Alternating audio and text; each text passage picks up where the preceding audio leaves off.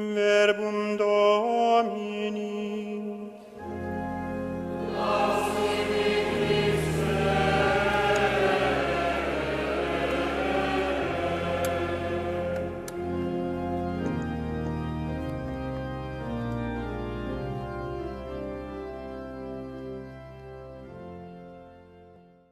Lectura del Santo Evangelio según San Mateo. En aquel tiempo, los 11 discípulos fueron a Galilea, a la montaña donde Jesús los había citado. Al verlo, se postraron delante de él. Sin embargo, algunos todavía dudaron. Acercándose, Jesús les dijo: Yo he recibido todo poder en el cielo y en la tierra. Vayan y hagan que todos los pueblos sean mis discípulos, bautizándolos en el nombre del Padre, y del Hijo, y del Espíritu Santo, y enseñándoles a cumplir todo lo que yo les he mandado. Y yo estaré siempre con ustedes hasta el fin del mundo. Palabra del Señor. Queridos hermanos, hoy celebramos que nuestro Señor Jesucristo subió a los cielos y está sentado a la derecha de Dios Padre Todopoderoso, como rezamos en el credo. El misterio de la Ascensión, en el cual principalmente meditamos que Jesús toma posesión del reino eterno que conquistó con su muerte, que es nuestro mediador y abogado ante el Padre, que nos prepara un lugar junto a sí y que nos envía al Espíritu Santo. Por eso, pensando en estas cosas, y viendo que el Evangelio de hoy trata sobre el envío de los apóstoles a ser misioneros, podemos preguntarnos, ¿qué tiene que ver este Evangelio con la Ascensión? Bueno, tiene mucho que ver, porque el envío misionero es una consecuencia directa de este misterio que hoy celebramos. Es decir, el hacernos cargo de nuestra condición de cristianos.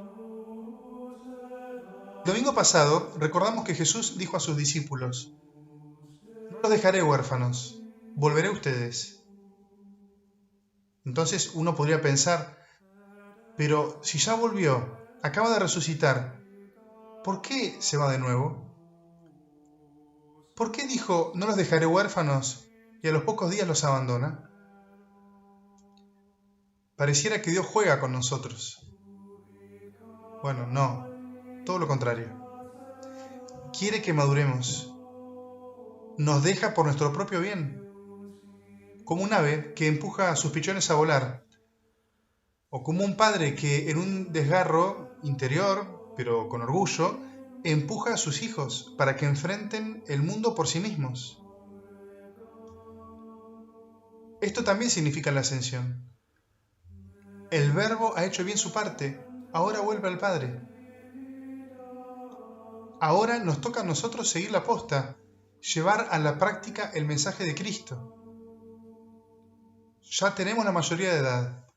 No podemos ser jóvenes eternos. Tenemos que irnos de casa. Pero contamos, obviamente, con el Espíritu y la gracia de Dios, que nunca nos abandona. Hemos de asumir que tenemos una responsabilidad, que tenemos que crecer, que el mundo necesita misioneros que lleven a Dios, a quienes no lo tienen y a quienes lo han olvidado. Pero ¿cuántos inmaduros en la fe se preguntan, ante tanta maldad en el mundo, ¿qué ha hecho Dios? O también se preguntan, ¿por qué no manda a alguien para paliar el sufrimiento? Y si hacemos silencio para escuchar, pareciera que Dios nos responde: ¿qué he hecho para frenar tanta maldad? Te dice a ti: ¿por qué no mando a alguien para paliar el sufrimiento? Ya lo hice, te envié a ti. Queridos hermanos, Dios nos quiere a nosotros para cambiar el mundo, para que la salvación llegue a todos. La caridad de Dios, su misericordia, su paciencia, su paz, su justicia, para que el mundo no sea tan duro, tan agresivo, tan impaciente, tan pecador. Con la ayuda de Dios depende de vos, depende de cada uno de nosotros. Justamente, no podemos depender toda la vida de nuestros padres. Por nuestro bien tenemos que madurar. Dios ya hizo su parte. ¿Y la nuestra? ¿Cuándo? Hemos de ser adultos en la fe. Pero claro, si no lo somos en lo humano, ¿cómo hacerlo también en lo sobrenatural? En efecto, estamos en una época marcada por una gran inmadurez. Pareciera que el modelo humano a seguir es un adolescente idealista y espontáneo, que reclama pidiendo que nada condicione su libertad. Y lamentablemente es así. Nuestra sociedad de hoy se encuentra en un estado de adolescencia crónica. Así como en otras épocas el modelo a imitar era el anciano sabio o el adulto seguro y responsable, hoy lo es el eterno adolescente. Por supuesto, con las características propias de esta etapa de nuestra vida, donde podemos confundir libertad con espontaneidad, amor con seducción y el compromiso con atadura. Imagínense que madurar en este contexto es una empresa épica, como dicen los jóvenes hoy, hablando de la juventud. Por ejemplo, el vivir como padre. Esto puede hacerse imposible, porque muchos, que de hecho son papás, hoy día también creen ser un adolescente. Y como el valor supremo de la adolescencia es la amistad, muchísimos de ellos no quieren aceptar la responsabilidad de educar a su hijo, sino que simplemente quieren ser su amigo. Lo cual esto le viene como anillo al dedo al Estado, que nos dice, deja, que yo lo educo, desligando al padre de su responsabilidad y tomando la mejor herramienta para el control, la educación.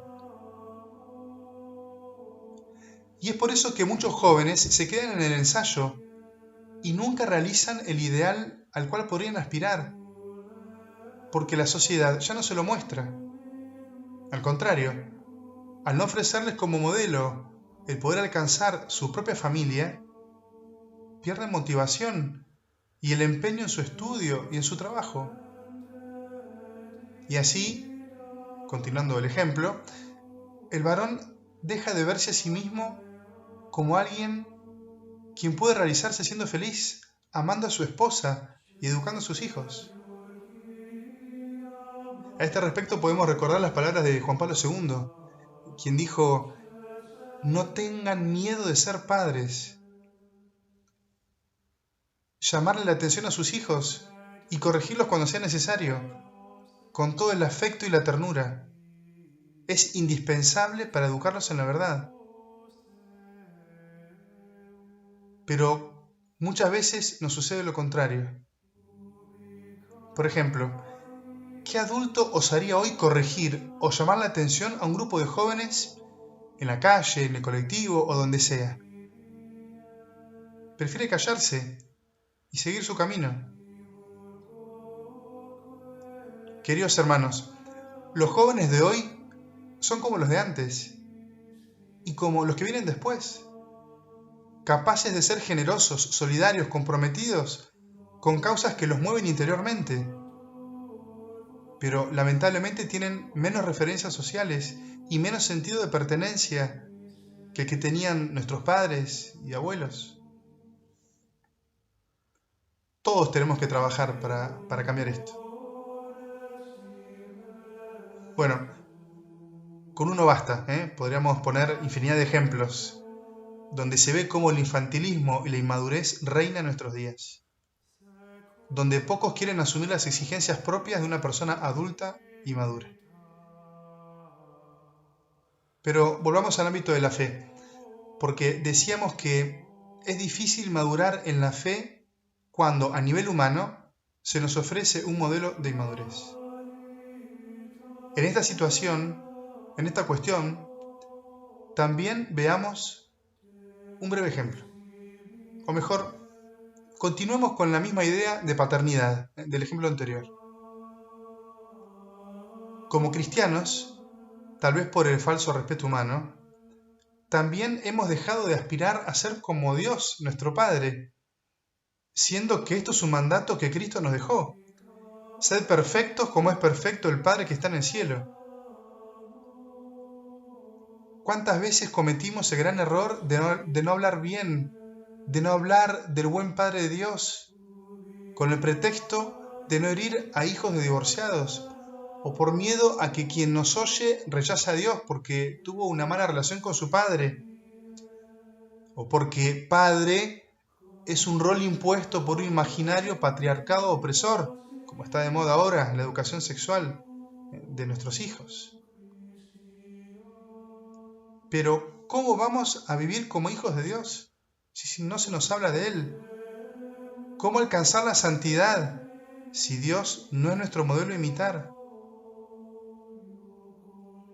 Y pensándolo mejor, tal vez el haber dejado de insistir en el papel de Dios Padre y la desvalorización de la figura de padre en la sociedad que mencionábamos antes, las dos cosas tal vez coincidan en una causa común: la negación de la paternidad de Dios. Queridos hermanos, como los apóstoles, miremos a Jesús que sube al cielo. Él, habiendo obedecido e imitado a su Padre, cumplida su misión, hoy sube al cielo. Sigámoslo hasta allí. No sabemos cuándo partiremos de este mundo. Por eso no perdamos tiempo en intentar madurar nuestra fe.